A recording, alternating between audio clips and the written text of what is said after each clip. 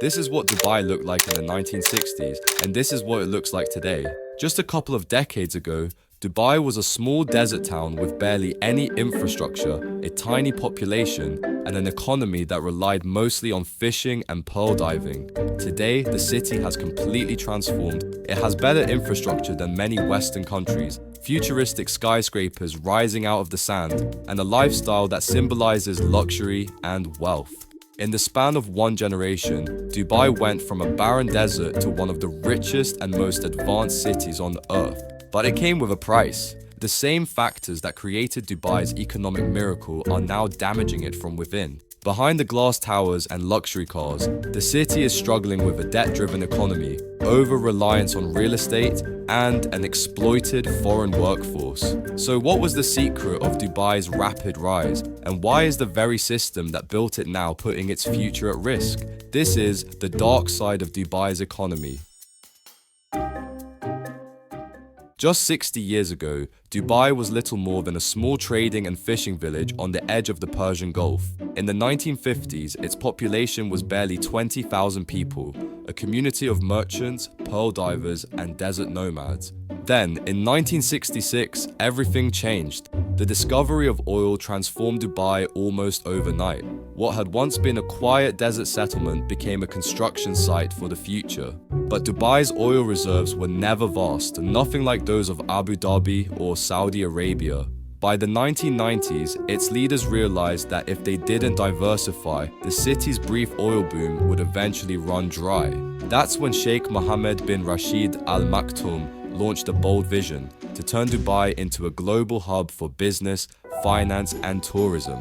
The government poured billions into infrastructure, free trade zones, and real estate mega projects. Jebel Ali Port became one of the busiest in the world. Emirates Airlines connected Dubai to every major city on the planet, and artificial islands like the Palm Jumeirah reshaped the coastline, literally building luxury out of sand. Today, oil makes up less than 1% of Dubai's GDP. Instead, its economy thrives on real estate, tourism, trade, and finance, the very industries that built its global image. But they're also the same forces now threatening to destabilize it. If there's one thing that defines Dubai's economy, it's construction. The city's skyline never stops changing. Cranes move day and night as if the entire skyline is still under construction. But the real question is, who's actually buying all of it? Real estate now makes up nearly 30% of Dubai's GDP, and property transactions hit an all-time record of around 144 billion US dollars in 2023. But this boom isn't driven by families looking for homes, it's powered by speculation. Many of these luxury apartments and villas aren't being lived in at all, they're being flipped by investors or used by foreign buyers to park their money. Russians, Indians, Europeans, and lately, wealthy investors escaping sanctions or taxes have poured billions into Dubai's property market. It's a system that works beautifully when money keeps flowing in. But underneath, it's fragile. Economists have warned for years that Dubai's growth model looks like a real estate bubble on life support. We've seen it before. In 2008, when the global financial crisis hit, Dubai's property market collapsed by more than 50%. Projects stopped mid-construction, developers went bankrupt, and the government had to be rescued by neighboring Abu Dhabi with a $20 billion bailout. That moment exposed a truth Dubai still wrestles with today. The city's prosperity depends not on oil or innovation, but on confidence. As long as investors believe Dubai will keep growing, they'll keep buying. But if that belief fades, everything can unravel quickly. And yet, the cycle continues. Developers keep announcing new mega projects, artificial islands, glass towers, luxury communities, often faster than demand can catch up. Thousands of units remain empty, while prices swing wildly between boom and bust. Dubai's public and semi-government entities now carry around $80 billion in outstanding debt, according to the IMF. That debt funds new projects and expansions, but it also makes the city vulnerable to global shocks. When credit tightens, like during COVID-19 or the 2008 crash, the flow of money stops, and so does the illusion of endless growth. Dubai's skyline may look permanent, but in reality, it's built on something far less solid: debt. speculation, and the belief that tomorrow's buyers will always come. Beneath the glittering skyscrapers and marble hotels of Dubai lies another city, one that most tourists never see. It's the city of workers who built the skyline, clean the hotels, and keep the entire machine running, yet can't afford to live in the world they created. Roughly 90% of Dubai's population are expatriates, and the majority of them are low-wage migrant laborers from countries like India, Bangladesh, Nepal, and the Philippines. They power every corner of Dubai's economy, from construction and transportation to cleaning and hospitality. Without them, the city would stop functioning overnight. But behind the luxury, their reality tells a different story. Many earn between $200 and $300 a month, working 12-hour shifts, 6 or even 7 days a week.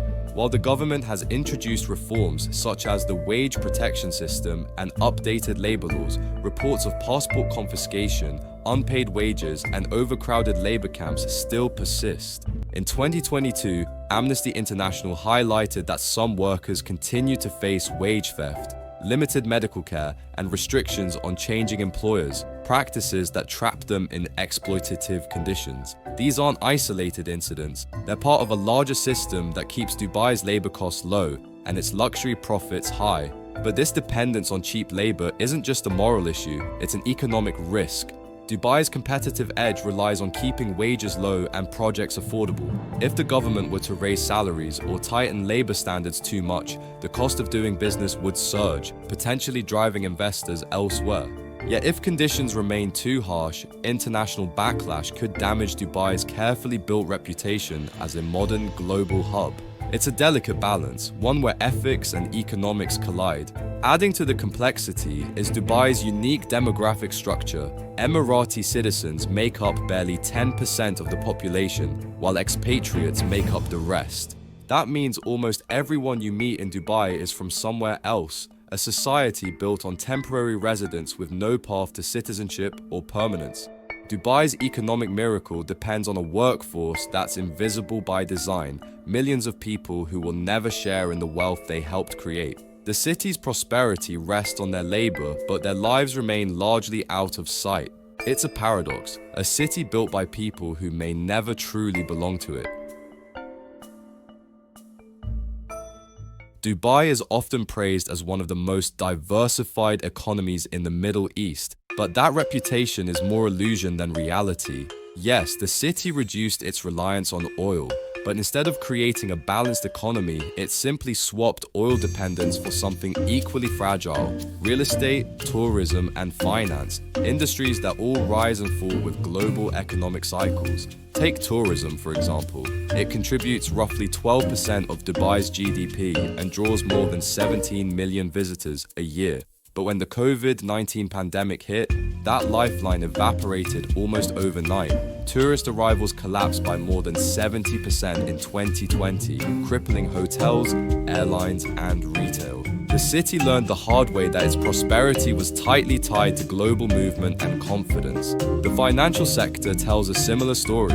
Dubai's International Financial Center now hosts over 4,000 firms, positioning the city as the Wall Street of the Middle East. But much of that wealth is speculative capital, fast-moving money that can flow in and out with little warning. The same inflows that drive booms can just as easily trigger sudden downturns. Trade, another key pillar, also faces headwinds. Dubai's strategic location made it a global logistics hub, yet nearby competitors are catching up fast. Oman's Duqm Port and Saudi Arabia's King Abdullah Economic City are expanding aggressively under their own diversification plans. As these neighbors grow, Dubai's regional dominance could slowly erode. Then there's the elephant in the room: climate. The UAE ranks among the most water-stressed nations on Earth, and rising temperatures threaten to make parts of the country nearly unlivable during summer.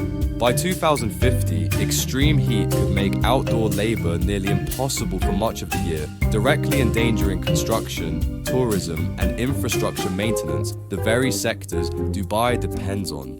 So while Dubai promotes itself as future-proof, the truth is more complicated. Its diversification is broad but shallow, spread across multiple sectors, yet deeply tied to global markets and climate stability. In other words, the city may have built many pillars for its economy, but few are strong enough to stand when the world shakes. Dubai's rise is extraordinary, from desert sands to global skyline in just 2 generations. But beneath the luxury lies fragility, an economy built on real estate speculation, cheap labor, and unstable foreign capital.